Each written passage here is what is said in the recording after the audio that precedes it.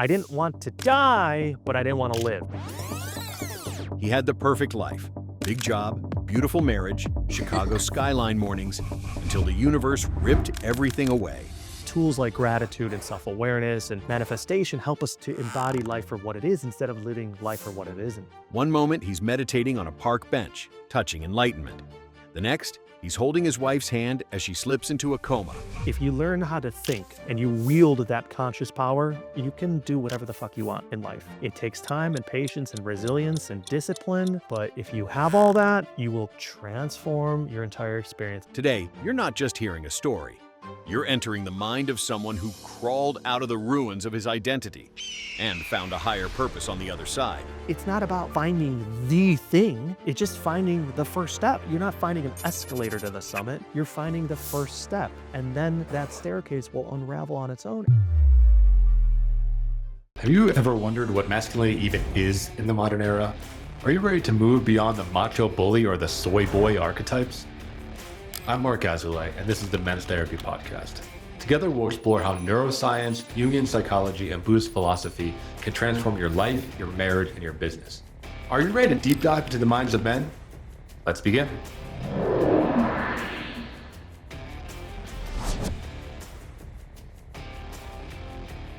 Welcome back to the Men's Therapy Podcast. I'm your host, Marc Azoulay, and I'm here with Joe Hehn. He's a mentor, a corporate speaker, a coach, and he helps people really dial in their mindset and develop a bit of spirituality along the way. So, Joe, welcome to the show. Thank you. Appreciate you having me. Yeah, so I always like to talk about your personal story. Like, what got you into doing this person-centered work? It's kind of a long story, goes back, but I think like most men, I was in this phase of my life where everything on paper looked really, really great. And I had awesome job. I had a great relationship, amazing circle of friends, good family, living in Chicago, working downtown, Lincoln Park, living in that area and everything. And it was all just gravy. Like everything look on paper was great, but I was constantly stressed, super anxious, never enough money, this, that, and the other, looking kind of for like threats. This person did this and that person did that. And that was just normal and routine. And I really didn't know anything outside of that. And I was always thinking like, if I could just get more money, I can kind of escape this. Maybe I can go live on an island somewhere. Maybe I could do this. Like I was kind of in love with the idea of like moving to Costa Rica. And it was just, I didn't know what I didn't know. I thought that was perfectly normal because the people that I were around were also having the same kind of thoughts and beliefs that like something's missing from life. Life would be so much better if blank. And I started reading The Power of Now, like 2008, and it really helped a little bit. It didn't make a huge dent, but it was the first like introduction into, wow, like I've got some stuff going on up here that I really had no awareness of prior to that. And I was raised Catholic and everything, and God just wasn't really a big part of my life. And so that helped. And I had a really big spiritual moment where kind of dipped into momentary enlightenment in the park in front of the Drake Hotel in Chicago. And that was phenomenal, but it was momentary. And so Yeah, I hold lapsed on. out of What that. was that like? I mean, that's a big bomb. Momentary Yeah, enlightenment. yeah. Yeah, like you Yeah, describe that moment or what precipitated yeah, it? absolutely. So I Yeah. was just I'm in a three-piece suit on a park bench. There's another park bench down the way. There's a bum sleeping on it. It's the middle of the afternoon. I'm taking a lunch break from work, and I would just go out there, put my suit coat over the bench and just meditate. And I was learning from the power of now to do that, and I just kind of followed Eckhart Tolle's instructions about like when the thought comes to just kind of like allow it to phase out into your peripheral and then attend to the surroundings. And there was birds chirpings and chirping, around in the distance. There was critters rustling about, people having conversation, the murmur of traffic going by on Lakeshore Drive. And so I would just kind of ping this stuff, almost like sonar, bink, bink, bink, and just attending. And then the thought would come in. And at first it was add some gravity and weight to it.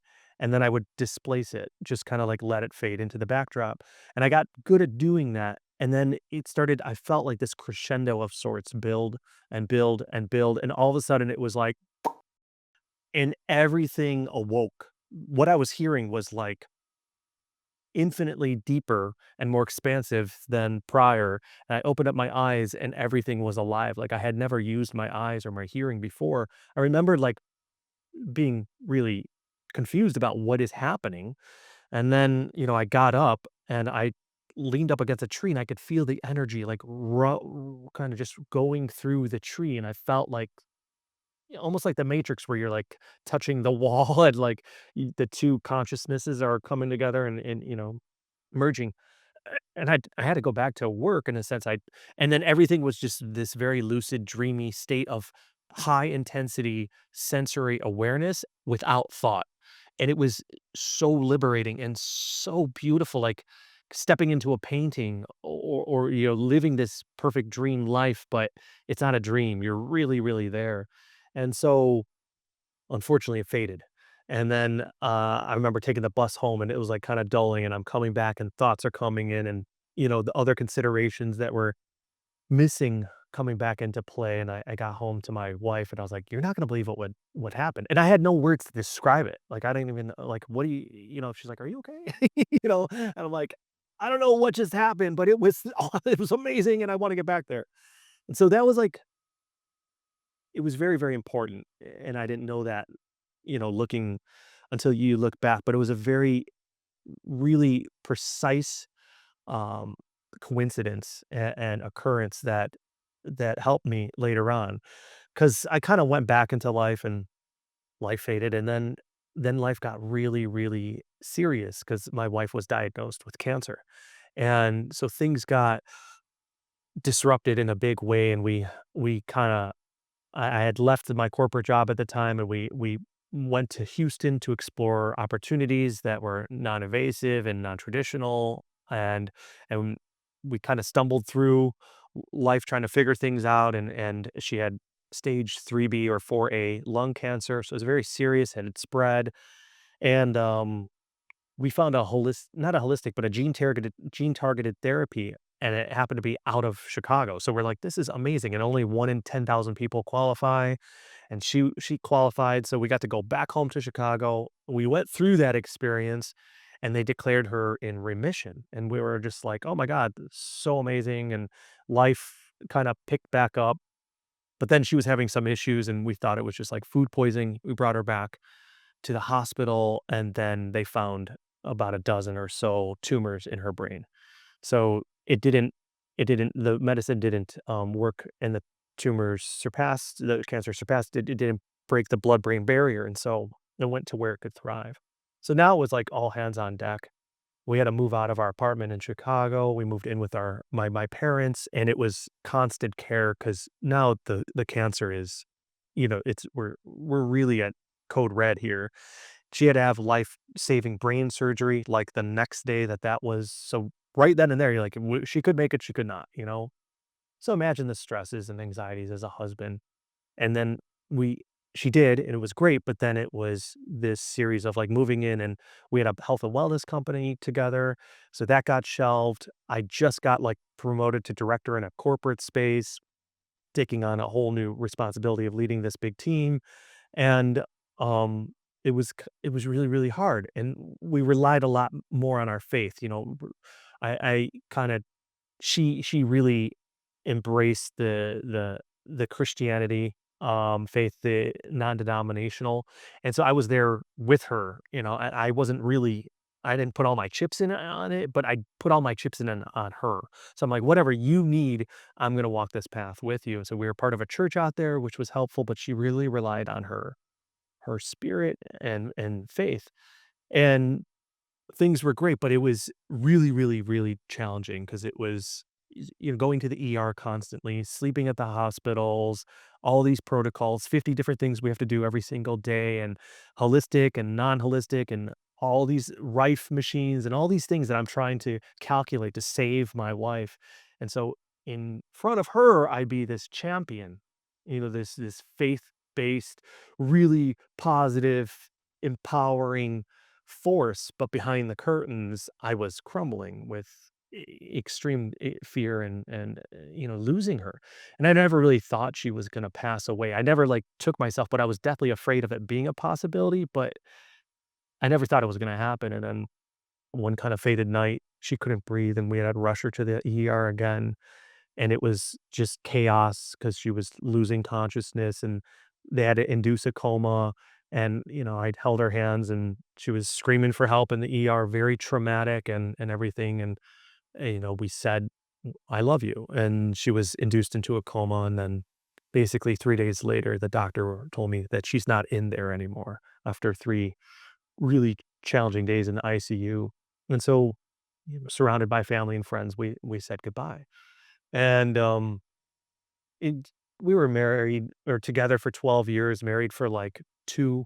We had been together for a long time, but I was 34 at the time, and, you don't realize that when you lose this partner, this wife, that you build this life together that what you have, but you also build your future of everything that I envisioned for my future was with this person and becoming a dad and being a husband and our health and wellness business and all these things that being a brother and a son and a friend, they're kind of like really small percentages of our self created identity.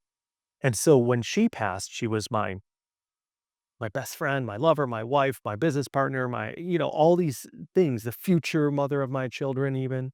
And so that was just eliminated in a breath. And I didn't know, but then all of my identity was really eliminated too. And then I just kind of was like, I have nothing to really like live for. Like, am I going to go back to work? Go back to, kicking into that 401k and get a condo. And I didn't give a shit about any of that. And so I quit my job. Our stuff was already in storage. And I decided that I'm going to buy a one-way ticket to Colombia and start traveling the world and like volunteering and trying to help out. And I got a lot of guidance from her from the beyond. And I know it sounds kind of batshit crazy, but it was my analytical mind never would have perceived myself being like susceptible to this information. But this friend of hers happened to be a spiritual medium. She reached out and she's like, basically, Jessica's coming to me to talk to you. I was like, okay, what do you want? What's the thing? But my grieving heart was like, what does she have to say? And so she kind of started giving me messages she's like, she wants you to tell a story to write a book, which I had no idea. This happened like 3 days after Jess passed. And then she's like, she wants you to read this book. And it was The Afterlife of Billy Fingers. It's a horrible title, but good book. And it's about a man who, um, who dies and he communicates with his sister. And the book is written by his sister about how she thinks she's going batshit crazy, but her brother, his soul, is like communicating about like what happens after you die. And she's goes and tells that whole story. And so I read that book. It was very, very hard, but it gave me a foundationary kind of understanding that maybe there's more to life because if Jess is guiding me and she's giving me information and the medium was telling me stuff she should not know, she could not know. And so I was like, there's got to be something to this. But as an analytical masculine mind, I go, if I'm here in this tomb of grief and anguish, because I was really just distraught and broken and just nothingness left of me, and Jessica's giving me advice, then it's not so much of like what's happening there. What I concluded is this must be important what I'm doing here because she's got the lens in on me and she's got a higher vantage point. So she's telling me this is important. And so I knew that's what I had to figure out. Why is life important? So I with a dear friend, we went to Colombia, that one-way ticket, bought that to Cartagena and started traveling around volunteering with children, teaching English, teaching people and women self-defense. We were both martial artists, kung fu with Wing Chun, and teaching chess and going to children's hospitals and making our way all through South America. And there's a lot of adventure and a lot of like kind of sketchy moments. Almost died a couple times, taking motorcycles to Machu Picchu and climbing and doing all this rafting and all this stuff, but also experiencing all the culture. And so I'd get these like big spikes of being super alive and super present because of the culture and the adventure and the newness of the experiences and travel and really stepping outside of your comfort zone. And the danger and all that, and then helping people, helping children. We're teaching self-defense to women who have to defend themselves against their drunken husbands, like stuff that you just don't hear about. And then I'm volunteering at burn units for children's hospitals. So really like deep stuff. And so I'd get these big spikes of like, oh wow, life is pretty kind of beautiful. And then I kind of pivot my focal point and remember that my wife had died and everything would just kind of crumple in on me. So I was doing this for months and then I found myself in Bolivia, kind of like bedridden in Bolivia. You can't drink the water in Bolivia. You can't look at like a vegetable because it's irrigated with the water and our gut is not situated the same way. So everything's coming out of me and I have nothing to give physically. I'm spiritually, I'm void. Emotionally, I'm crap. Mentally, bad thoughts. So I was coming to the place of having the worst thoughts possible where I didn't want to kill myself, but I didn't want to live. So I didn't want to die, but I didn't want to live. If that makes sense, and I'm sure it does to a lot of the folks listening. And so it came to the point of I've got to make a choice. I can continue down this path, traveling South America and continuing to give, give, give, give, give, but I'm gonna break. I would still be drinking, maybe doing drugs and this, that, numbing and still doing other stuff. It wasn't just this great, beautiful travel adventure. It was also numbing and trying to deal with stuff. But Jessica was still guiding me every step of the way with these really like just kinda synchronicity signs and guidance and dream visitations. So I still knew that, like, I kinda lived to figure stuff out and to not give up on her by giving up on myself. And so that was a very powerful driving force for me. And I kinda decided to talk to my friend, like, I can't do this. Like, I have to go back to Chicago and just kinda reassess because this is not sustainable, and I don't think it's gonna lead to anywhere good. And so I did go back to Chicago, and I only went there for about a month, and everything was this glaring reminder of what I had lost. Because, "Oh, we used to go there and eat, and we went over there to Wrigley and this and that," all these things was what life wasn't instead of what life was. And that's all I could see. That's how my perspective was and my perception was tuned, is to see life for what it wasn't at every step of the way. And I didn't know anything about this being attachment and the self-awareness of this. I was starting to kind of learn a little bit. But I had decided I'm gonna move back to Costa Rica. That's where we were married. And we went there to get engaged and had the pura vida tattoos and just a different kind of lifestyle. I didn't want to stay in Chicago. And I was just like surviving on 401k, took that out, savings for putting down on down payment on a home. Like none of that stuff that mattered. So I was just gonna travel and continue to live that way. And so, uh, cool story there. When I was in Chicago, that was freezing cold, and I'm going to be moving to Costa Rica in a week. It was like a week leading up to January, and it's like the worst time in Chicago. Very, very cold and just horrible, uh, weather wise. And so I'm walking down the street and I'm covering my hands with or covering my ears with my hands and I feel like they're gonna be ripped off by the wind and it's like negative 17 degrees or something ridiculous. And I'm like, should I get earmuffs? Like I'm moving to Costa Rica. It's 88 over there right now, like in a week. Like the man being like analytical. Like, should I go spend 40 bucks on earmuffs right now? Or should I just like kind of weather the storm and use my hands for the next 5 days before I go? So, I'm having this conversation to myself, walking down the street as I'm meeting a friend for lunch, a dear friend. Not many people knew I was there because I was kind of like, oh man, I kind of failed. I didn't travel the world for many, many years. I came back. Um, and then the medium, dear friend Tanya, she reached out. She texted me. She said, Jessica told me to tell you to cover your ears. So like little That's things like wild. that. Yeah, like Yeah, just and she super was in random. Yeah. Spain at the time, and she didn't know I was in Chicago. She thought I was in Bolivia. And, so you chuckle because 'cause you're just like, "Wow." It's just, a wife being a wife. "Hey, honey, before you leave for work, don't forget, grab your earmuffs." And so I bought earmuffs, but things like that were guiding little lights of like, there's gotta be something more to life, and I just haven't fucking figured it out yet. And so I moved to Costa Rica, and that's when I said, "Okay." We're gonna settle down here and we're gonna get physically well again. I was an ex-gymnast, always in the gym. Like, let's get back to being strong and fit.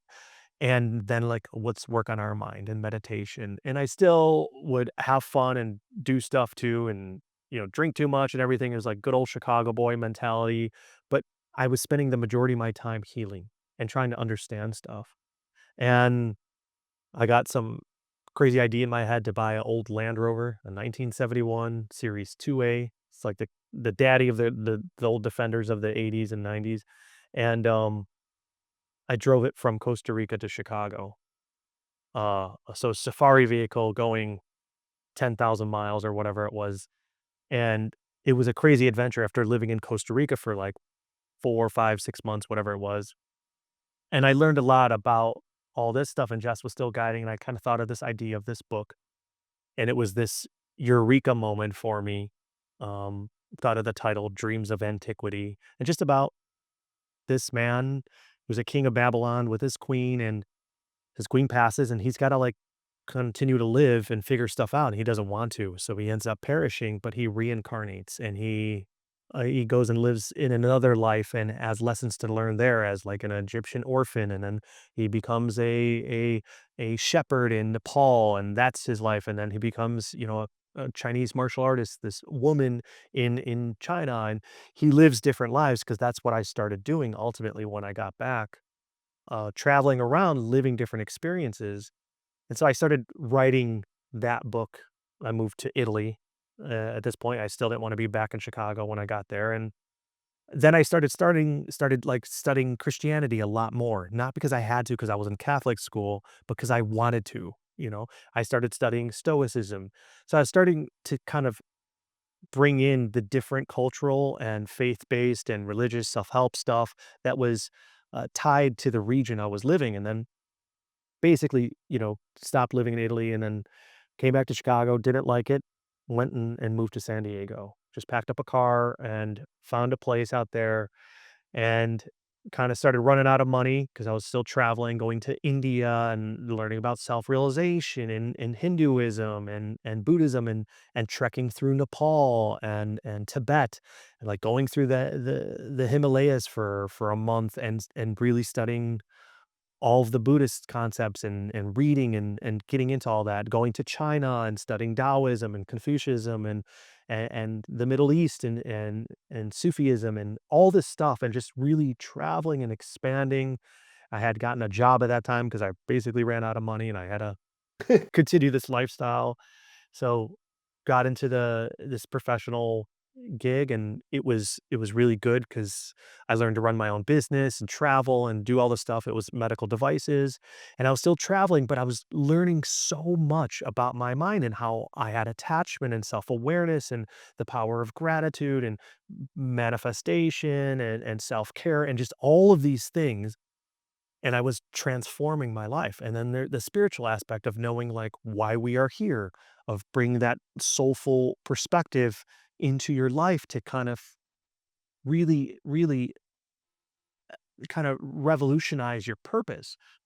And eventually, I'm living out in San Diego, single guy, widower, still got some major baggage and everything, but I'm making a lot of connections and I'm understanding that I thought at first people everybody was grieving life for what life was missing. And that was true, but it's all attachment based that we're living life based on what it isn't instead of what it is. And tools like gratitude and self-awareness and manifestation help us to embody life for what it is instead of living life for what it isn't. Like if there's traffic, we're like, why is there traffic? We create, a non-reality that is veiled over the actual reality of traffic is normal. It's a perfectly understandable thing. We just don't like it because it's inconvenient.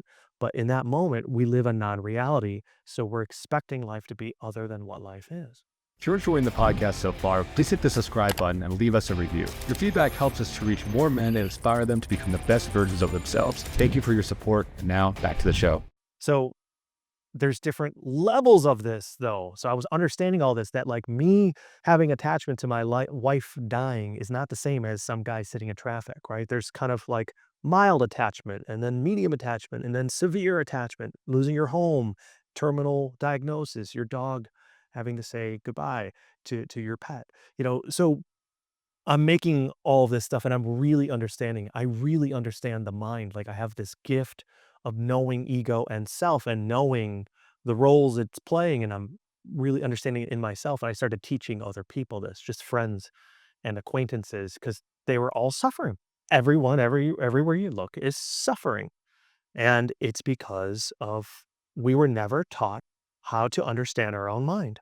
What self-awareness is. We're taught all this stuff in school, but never what our own mind is and the facets of it and just simple kind of basic spiritual concepts like attachment and gratitude and compassion and how to have that for yourself and others, like how to think it, how to have structure and like take a negative thought and let it go and replace it with a positive thought to empower that, let that gain momentum.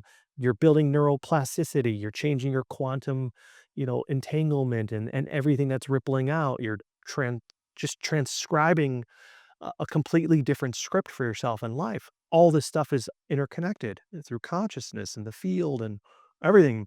And so started teaching people all this stuff.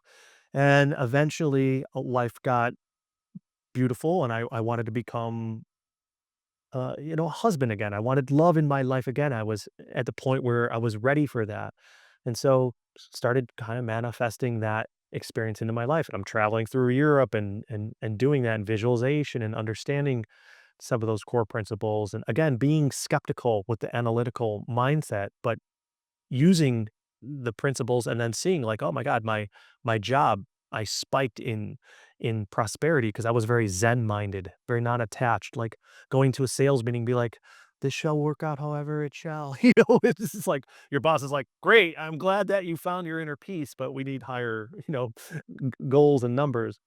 But then I had started incorporating, like, setting goals and understanding all that, visualizing, changing my energy, and then I experienced a tremendous spike in prosperity in my professional career. And so I'm like, "Oh, if that works here, can that work with like a love life?" And so I started incorporating it there. And I walked into an office one day and saw this beautiful woman, and we hit it off. And she's my wife now, and we have a 3.5-year-old together. And we had a lot of life living between that. I lost my father to cancer, and I was able to kinda help him transition, and we moved across the country, moved back, we bought a house, remodeled a house, sold a house, and now we're back in San Diego, and I've been doing this full time for a while now. So I speak with corporations, corporate teams, executives, but I come in and then my program's called The Higher Perspective, and, I teach you how to improve the quality of your life by mastering your mindset, and it works in all facets, personally, professionally, and so I speak with people, big teams in corporate spaces. I do keynote speaking, I'm writing books, and then I speak with people one-on-one and then, like, also group coaching, and I have a whole, like, membership and everything, but basically giving the principles that are digestible to people to be like, "Man, you wanna change, you've just never been taught this stuff, but if you learn how to think and you wield that conscious power, you can do whatever the fuck you want in life. It takes time and patience and resilience and discipline, but if you have all that, you will transform your entire experience. And I'm proof, my clients are proof, and I'm very, very happy now. I have a successful business, beautiful family. We're living in our dream location. We just spent 3 weeks in Italy. Like life is grand, and I'm continuing to ascend spiritually every day.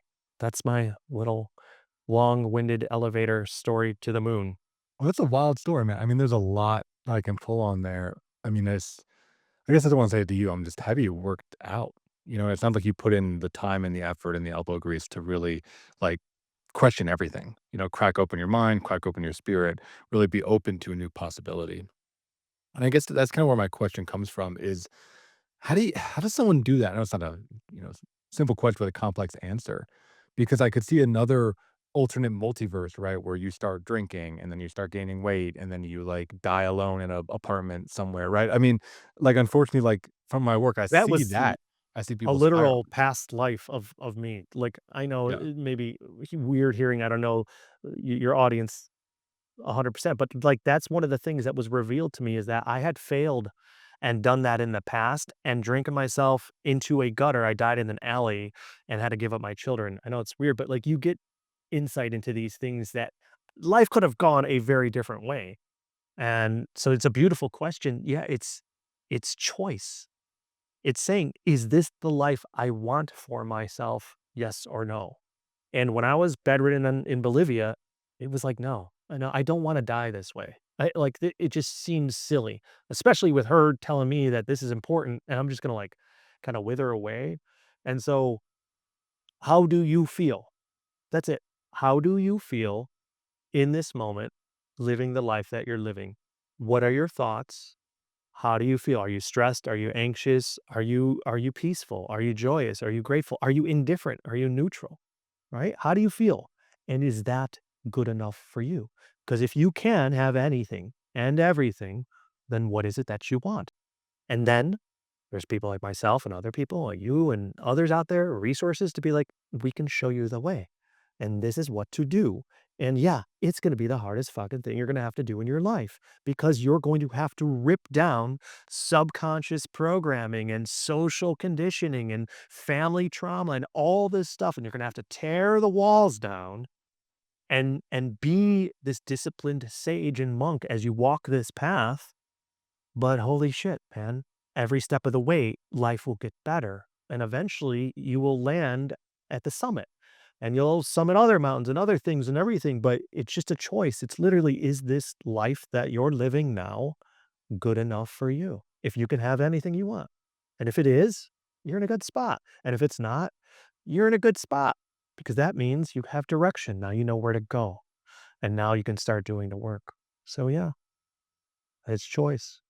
I like that, and I wanna kinda drill on that because I see that with a lot a lot of young men, clients, or even older men. I think it manifests differently, right? I think a lot of young men are cynical. It's like they're in their 20s and they've already kinda given up, or they think that the world sucks and there's no beauty out there. I mean, one thing I liked about your story was these moments of beauty and these flashes of meaning that I think you were able to grasp onto. And when I talk with my older guys, some of them divorced, some of them widowers, right? Like you, they're really jaded. They feel like they've seen it all, they've done it all, that there's like nothing great out there. And I'm with you. I think that's wrong. I mean, the earth is a beautiful, wonderful, magical place, but that cynical mindset, that maybe learned helplessness, that victim mentality, whatever you want to call it, I see it as like unbelievably pervasive out there among men right now. So I'm curious, yeah, what you think about that and how you start to kind of chip away at that block. One is that they're just a product of their conditioning. Like, so they were never taught anything. So imagine some guy coming up to the construction site and holding the hammer by the metal part instead of the handle, and he's just banging away using the handle to get the nail in, and it chips away and it breaks, and the nail's not going in. And you're like, dude, what the fuck are you doing? He's like, what are you talking about? This is how you hold a hammer. You're like, let me show you something real quick. Let's turn it around, right? You don't know what you don't know because you've never been taught. So you're cynical because you've never been taught how your mind works. And then the same part that's cynical goes, I know how my mind works. So there's no breakthrough into like having a conversation about, well, do you? It's got to be the point. I like the Tony Robbins quote, and different spiritual masters and everybody say it differently, but he's like saying like, life changes. Change happens when the pain of staying the same is is outweighing the fear of change. So if you got it all figured out and life is grand and you're still kind of living below your line of peace where you're super stressed and you're anxious and you're angry and bitter and you're finding threats and reason to be pissed off all the time and that's okay with you, then that's the life you're meant to be living. Okay? Cuz it's okay with you. But if that's not good enough for you, then maybe consider just this. What do I not know? That's it. What do I not know? Because there's a ton of shit I don't know, but my life is okay. So I'm not too curious about what I don't know. I know it'll come to me in due time. But if I was in the position of I don't like my life and what I'm doing in this discipline, in this routine, in this lifestyle with my habitual patterns is not leading to growth or improvement or change, So I got to be kind of crazy to expect that that's just going to change on its own, or that some circumstance is going to magically flutter into my life and take me out of this suffering. I've got to start to just ponder, what do I not know? And then we have direction, because we know certain stuff, but now we're going to step outside of that little cube to explore what we don't know. And then you go, okay, where should I start? Because now you're into this buffet of like self-help and everything. And you walk into this bay and there's 1,000 dishes. And you're like, I'm not even hungry. I just wanted to not eat the same thing anymore. Right. So I don't know where to start. I've got all this stuff. And then that's where life will come in, God, spirit, the universe, and kind of start giving you little guidance, little nudges to be like, go check out stoicism, go learn about self-realization, read this book about manifestation, read, the untethered soul, like whatever it is. And then it's not about like finding the thing, it's just finding the first step. Right? You're not finding an escalator to the summit, you're finding the first step, and then that staircase will unravel on its own, and you'll take a little bit from here, and you'll take a little bit here, and maybe you'll jump all on board, and you're like, "No, I love Sufism, or I love Kabbalah, and, like, I'm so, like, obsessed with it." Good, then ride that wave, but otherwise, just explore what you don't know. And I think for a lot of guys, that hits home, because it's like, dude, you don't know everything. Don't tell me you know everything, because you sound like an ass. Like, if you're skeptical and you're a cynic, that's cool. Good. That'll serve you on your journey. But go discover what you don't know. And then maybe you're going to learn some stuff that changes things for you. Yeah, I think it speaks to the masculine call to adventure, right? I mean, that's the current frontier is like, we're like too old for the Wild West and we're too young for space, but we have the inner space, which I think is where we're really carving new paths, whether it be through spirituality or through science or neurobiology or whatever, trying to understand these like deep inner workings of who we are as humans. So I think for the guys out there listening, like it is an adventure. I mean, it truly is an adventure with trials, tribulations, demons you gotta slay, princesses to win. Like it is a wild, wild trip. And it's the best thing ever. It's like the coolest thing you'll ever do, but also like, then what you said, like, we're at a certain age and we can't do this and we can't do that. No, we can. You can do anything you want, but it starts with here. Like, it starts with understanding a limiting belief and being like, well, maybe if I think differently about myself, I can become an astronaut. Like, maybe if I start really developing my confidence and pride in that humility space, in that authentic space, I can go do whatever I want and start the business and have an entire new life ahead of me. And that's what I teach clients. It's just like, dude, you really can do anything you want. What do you want to do? And you're not doing it to find yourself. You're already discovering life, being bold and beautiful and joyous, but this is just an extension of that. It's just like a different experience. It's not going to complete you. That's where you like kind of you get things made, because a lot of the men too, they believe, I think, I just had a men's group in San Diego in Carlsbad, and it was like going around the whole, I'm hosting this men's group, and it was like divorced, divorced, divorced, divorced, divorced, widower, married, divorced, divorced. And you're like, okay, we get it. There's a theme here, but that when they are getting divorced through the process of that, the fear of the unknown is limiting, and they go, I don't know what life's going to look like after that. So I'd rather stay in the marriage, which a lot of people do for a long period of time, until things get so bad that I am forced to step out. Like Tony Robbins' quote, the change is so, we don't care about the fear of change now. It's so much suffering. But then what happens is they step outside of that and they can go live and do whatever they want. And then I'm going around and this guy's so happy, way better relationship with my daughter, got a girlfriend, traveling more, spending more time with them. And like, our brain, our amygdala is 10 times more powerful than our prefrontal cortex. So we're going to consider anxiety and fear tenfold more than being optimistic and positive in what can happen. But you don't know any of this stuff, like Mark said here, until you understand the inner workings of your mind and go through some of that adventure discovering this. And then you can you could really live a bold, beautiful life and have an awesome time doing it. And you're gonna get your ass kicked. Like you said, you're gonna get thrown down a few flights of steps. regularly, and it's gonna be fun. Comes with the territory, right? You've mentioned a couple times this idea of like limiting beliefs, right, or childhood conditioning, and that's obviously a huge part of therapy. I imagine it's a huge part of your work. I'm curious if you can share either one from your own personal life or from a client that held you back, because I think a lot of people until they start doing this work, they don't think that their childhood influenced them, or they don't realize they're holding on to something that they promised themselves when they were 5 years old, and now they're in their 40s and that thing is still running the show. And I'm they curious don't if you know have it. an It's just example this. about that. Yeah. Yeah, yeah, Just a total. a virus, right? It's like just malware Yeah, just yeah, clogging up it's the just system. literally in the Yeah, back there, and you're yeah. like, "No, no, everything's fine." It's like, "Everything is fine." And you're glitching out. But it's funny, like, I had to discover all this stuff, when you're doing the work that I had this Midwestern 2 things. uh, Midwestern mentality of, like, spending money. I'd be like, "Okay," like, "finish all the food. Don't throw any you're wasting food. Use the toilet paper all the way to the down thing. Get the toothpaste out," and just be like, kinda nickel and diming. Drive 4 more miles to go save 5 cents a gallon. Like, stuff that was ingrained from my father and, times being tight and them having some money, but, like, kinda paycheck to paycheck, and, sometimes seasons were good and abundant, some ones weren't. I remember my electricity going off as a kid, and dad's like, "Yeah, I didn't pay the bill," I had to move some things around, and, you know, it's not that we were suffered in that space, but, like, you're conditioned to be very mindful of what you're spending money on, and its scarcity.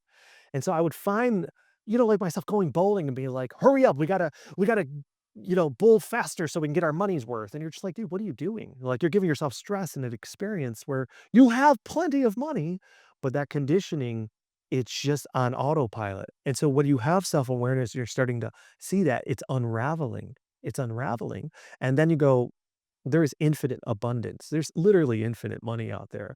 And I don't have to be, I'm not saying I'm going to order food and then toss it out and be like, "Ha ha ha, take that lobster and steak." Like, I'm not going to eat you. I'm wealthy. But I don't have to be so strict about it. I can kind of evolve into this space of not being stressed out. And then I'm having a different frequency of vibration. And then that is interconnected with the field. And so that's rippling out. And then I'm attracting more abundance. But if I'm a scarcity mindset, I'm going to get scarcity experiences because that's the energetic transmission that I'm emanating to the field, to the conscious, network. And so that's one that I found. It's kind of, you chuckle when you would find these little things and they'll still pop up. And I kind of laugh at them now because I know I'm not conditioned to live like with the blinders on and kind of go through that experience. Um, and so I know some people can resonate with that, but the bigger one was being bullied as a kid and just like kind of picked on. Went to Catholic school, a lot of ruthless little bastards. I was one of them too. I'm not saying I was like this prince over there, but you're being picked on, you're picking on, and it really developed in me. I remember, like, if you went to recess and you messed up in class, you would just be berated and just made fun of, and people are laughing at you. And so I remember, like, you'd sit in classroom and then, they'd go around the room and be like, "Okay, everybody, you're gonna read part of the book. We'll start with you, Sarah. We'll make our way around. Everyone gets a paragraph." I'd be like, 1, 2, 3, 4, 5, 5, 5, 5. I'd count all the seats before me to know my paragraph and start practicing my paragraph ahead of time, not listening to anything else because I'd have so much anxiety about messing this up and having to be, like, ridiculed at recess. So what did that develop? An intense fear of public speaking, an intense fear of my own value, my own confidence, my own pride, always making sure that I had to act the part and get everything perfect. Otherwise, people would think less of me. And then I'd have to suffer through ridicule and embarrassment and bullying and shame and all that. So this is me going to school every day, right? So what is my conditioning? This is life. And then I grow through that because your subconscious is being formed until you're 7 and then, it tapers off, but it's still being pumped, bombarded with all this stuff. And then you're 25 and you're being called to speak in front of, a team and you've got crippling anxiety. And you're like, "Why what is this from?" And you have no idea. Because you haven't been taught this stuff. You haven't had somebody maybe guide you through this stuff. So then I had to go back and through meditation and my own self-work, go back and literally embrace each of those other childhood friends with like love because they're ridiculing me because of their own fear. Because they don't want, so it's not being mad at them, but they're just trying to get by and reduce suffering. So you're going and doing all this inner work and then going, not just doing that, but then getting up on stage and doing improv, taking speaking classes, like doing the aligned action to build new neural networks that I'm going to be safe. I'm going to be secure after this experience. I'm going to prove it to myself. So I'm going to rework the subconscious programming and conditioning and then also come and establish new programming through conscious experience, building those new neural networks and just proving to myself I can do this. And now I speak on stages in front of, hundreds of people and am very comfortable and confident, but I didn't know any of this stuff. And so we all have this. Everyone I work with has this conscious programming that they are not enough. That's all of self-development, all self-help comes down to that point. They are believing that they are not enough in some capacity. I'm not a good enough, I can't be a good enough lover, husband, professional, father, and it's all bullshit. You can reduce the programming, kind of, basically boiling that down through the work, eliminate it, and then replace it. And then you can say, no, I am good enough. I'm going to do my best. I'm going to show up to my full potential here and be the best father, partner, professional, lover, etc. And then that new frequency, vibration transforms who you are as an individual. And then you go into the experiences and you show up and that transforms the conscious experience and the quantum field and life. And God goes, give them the experience. Universe goes, give them the experience that aligns with that, work your way through it, and then all of a sudden, you're experiencing life in a completely different facet because you've done the work and you've reprogrammed yourself. Have you ever found yourself in a situation where you wanted to open up, but you were afraid that it wouldn't be taken well? You ask yourself, what's the point? Nothing's going to change anyway. So you do what you always do. You push it down, numb out the pain with a drink, a night out, or pornography. I've been there myself, and I know that men lack the outlets for emotional expression, which is why I founded Men's Therapy Online, a healing hub for men's mental health. If you've been knocked on your ass or just crave meaningful connection, join Men's Therapy Online, a community of men who just get it. We offer individual therapy, men's groups, and powerful retreats all led by licensed therapists. At Men's Therapy Online, we will help you to get back on your feet and take your life to the next level. Start your journey today at menstherapy.online. Chat more about like the vibe and the resonance piece. I mean, I deeply studied Buddhism for a long time. I was in Boulder, Colorado, so I'm on it. I'm on the wavelength. But I'm curious how to distill that down. And I think a good example is one you brought up, which is dating after a tragedy. Whether it's, being a widower or a divorce or going through something horrible, right? Like I see it time and time again when guys aren't ready, they end up attracting people that are in that kind of lower vibrational state as well, right? People that are maybe they're addicts or they are struggling or they're They cynics, got their right? baggage or Yeah, their they're own baggage. divorced and really, yeah, yeah, yeah. Yeah, there's Mhm. something really to that, right? I think there's something of like, yeah, putting out the vibe and really leveling up to attract these higher order experiences. But it's hard to, I don't know. I find it's hard to tell someone that if they haven't experienced it. So maybe you can give it a shot and try to explain that to somebody who maybe is at a lower vibration right now, who is suffering. Oh, I've got a good analogy for it. So basically, the way that the ether works, we're talking about consciousness, quantum physics, and the field and the universe, whatever you want to call it, God, our existence, okay, is that you are basically attracting like-minded experiences that resonate with your frequency. I know this is kind of nerdy scientific, but basically what it is that like attracts like. And so your consciousness has a frequency that transmits out into the ether. So just imagine yourself standing in the middle of a lake, okay? And you are just sitting there perfectly chill and then you start vibrating, right?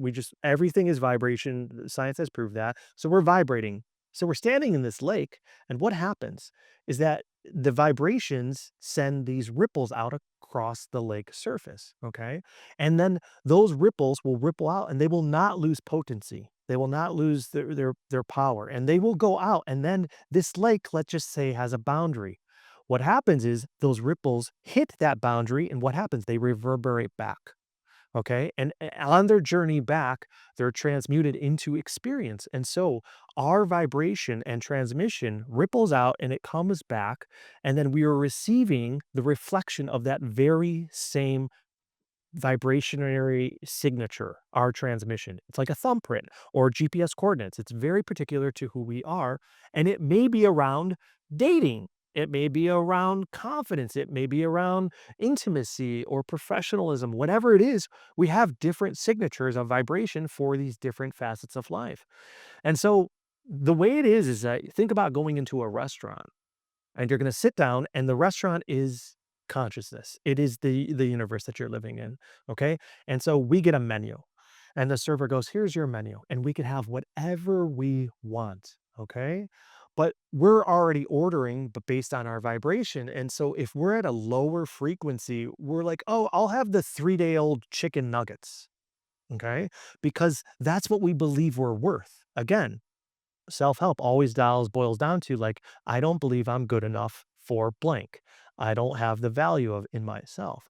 So if we think that we can only be with, this person, or we're never going to date, or we're never going to find the right person, or we're never going to have a long, fruitful relationship, the message we're transmitting is I am not good enough to have love. I am not good enough. I do not deserve love. So we're saying I'll take the three-day-old chicken nuggets. And the server is gonna be like, "Okay, here you go. Here's what you want."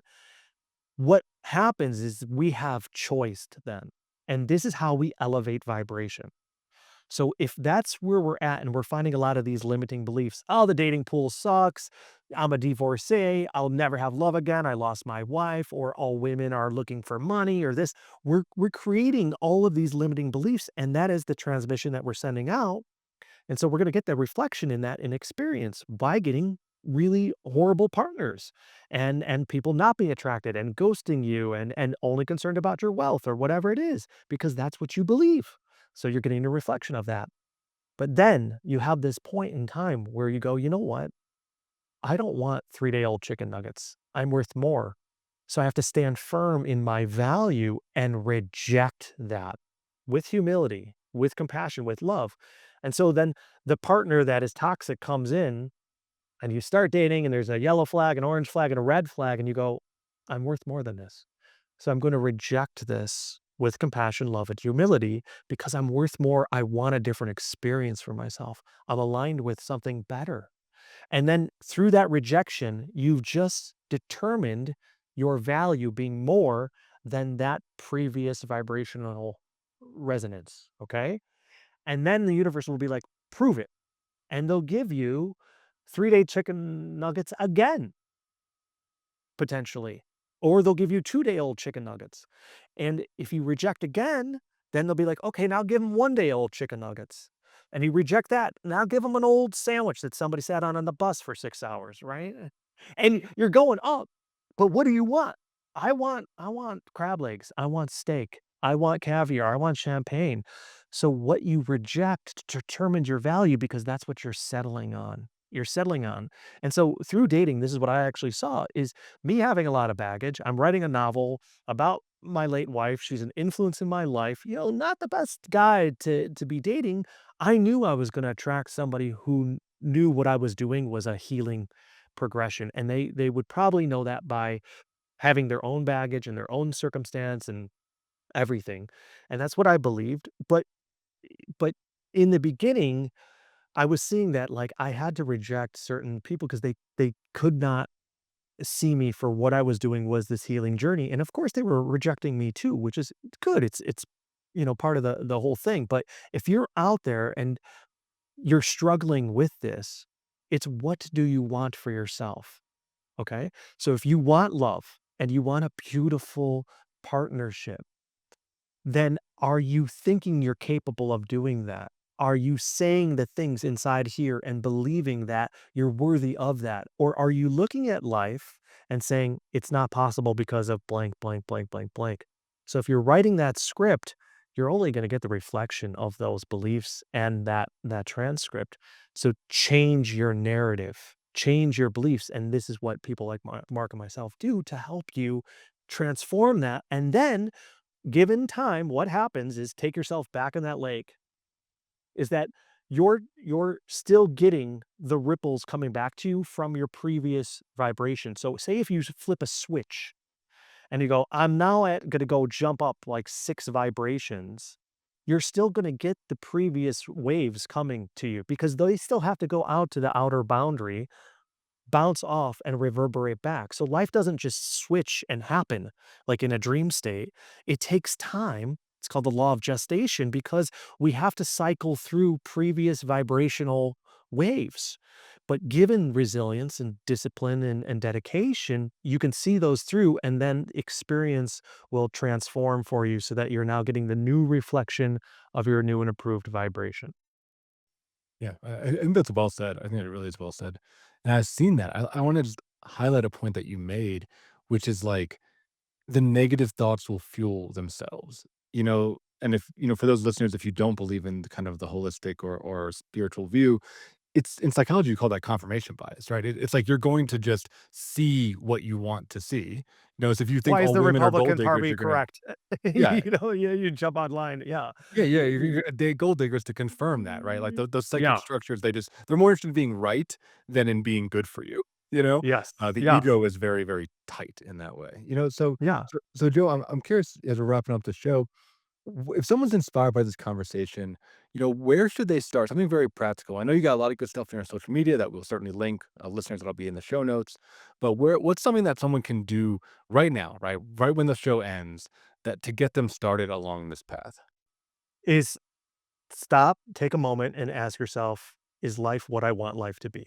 So just make that assessment for yourself because if you don't do that and you may be inspired by me or Mark or some other thing out there, that's great. But inspiration is like that flickering, little ember that loses that flame very quickly.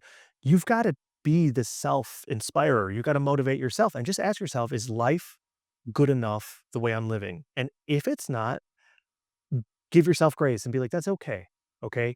Now is a turning point. Then start setting some goals for what you want life to be. Okay. So start saying, what would life feel like emotionally? Not like, well, I need this much money in the bank and I need to have a wife. We don't know what that looks like. That's just like kind of, the outside facade of a house. What does it feel like to live in the home? So you can list that you want to be married and be making more and be fitter and down 10 pounds or whatever. But what does that feel like emotionally? Because that's how we experience life. It's not just the surface stuff, it's what that makes us feel. Okay. So you'll say, well, I want to be married because I feel seen and heard and loved and supported and respected and honored. And I get to love and protect and provide and do all that beautiful stuff there. So once you equate to that emotionally, you've set a goal for what you want to experience in life. Set it 6 to 12 months down the line and go through like, okay, relationships, profession, and then like personal well-being, spiritual, mental, emotional, physical. So 3 categories there and then the subset of 4 and just kind of map out what would be ideal for you. Whatever is reasonable and even beyond that a little bit. And then once you've got that, you're gonna say, "Why am I capable of achieving all this stuff?" And pump yourself up. Be your own locker room coach, your own motivational speaker. Be like, "Well, I did this. I got through this. I got through the divorce. I graduated college with honors. I did this. I started my company. I rose through the ranks." But like build yourself up to create the evidence of believing in yourself and loving yourself. And then when you have that, now say, get to work. You start a new sheet and you go, what can I do starting tomorrow to make this happen? Okay. And then mindstorm. Write down 20 different ideas. Okay. It doesn't have to be the one, but just throw down whatever comes to mind about first steps. Well, maybe I'll join that fitness program. Maybe I'll get that LLC. Maybe I'll get that dating app, whatever it looks like. Just start piling this stuff, mindstorm. And then once you've got it all down, pick one that seems the easiest, that kind of excites you the most, and go, I'm starting here. And then get to work. And then write that down on your task list. Schedule that in your calendar. Be like, okay, spend time researching this. Jump on ChatGPT and knock out some first steps. And then ask yourself, what can I do every day? 3 steps, 3 tasks to continue my momentum within this journey. And you'll look back 6 months from now, 12 months from now, and you really hold on to that emotional goal. You read it over, you visualize it, you meditate on it, you take yourself there, and then you align action and you get to work every day and show up. And you're going to look back 6 months, 12 months, I don't know how long it'll take. You'll be like, holy shit, I'm here. Love that. Love that. Well, So Joe, we have to wrap practical. up here. It's very Yeah. practical. Yeah. Where can people learn more about you online if they want to follow you and hear more of your work? Yeah, my first name and last name.com, joehehn.com. So Joehehn, Hector Echo Hector November.com. So joehehn.com, and you can have everything, access there to I'm launching a podcast. We're going to be doing live coaching on the podcast. I have a membership, I have group coaching, speaking, consulting, all my programs, and all the stuff to social medias and books and everything like that. So find pretty much everything there, and I'm happy to help anybody anywhere I can. And one thing too is, if you guys are listening to this, and anybody out there listening to this, whether you're going through something or you're just learning about elevating your profession, like, you're doing the work already, and you should be proud of yourself and like take a moment to be like, yeah, like, I'm taking time to listen to this great podcast because I am important and I value myself. So I think, just speaking on Mark's behalf too, like, we're proud of you and you're doing this stuff, and we're grateful for you. So good job there too. Fantastic. Yeah, listeners, check Joe out. All that stuff will be in the show notes, description of the show. There's a lot of great content. Subscribe to him on social media. He's putting stuff out really, really consistently. So if you want like a daily dose, that's your way to do it. And listeners, thank you so much for tuning in. Men's Therapy Podcast is part of Men's Therapy Online. All of our stuff is at menstherapy.online. We offer individual, group, and couples counseling. We also have a million podcast episodes, 10,000 blogs, more content than you'll ever be able to consume. So just start chipping away. And I agree, I'll amplify that. You're already doing the work if you're listening to this. And a big part of my recovery journey was just filling my head with positive messaging and self-help and things that made me think. So my hope is that this episode can be that for you. So thank you so much for tuning in, and we'll see you next week, another episode of the Men's Therapy Podcast. Thanks for tuning in. If you enjoyed today's episode, please subscribe and leave a review. And don't forget to visit menstherapy.online to learn more about the work that we are doing to support and inspire men. Until next time, keep moving forward.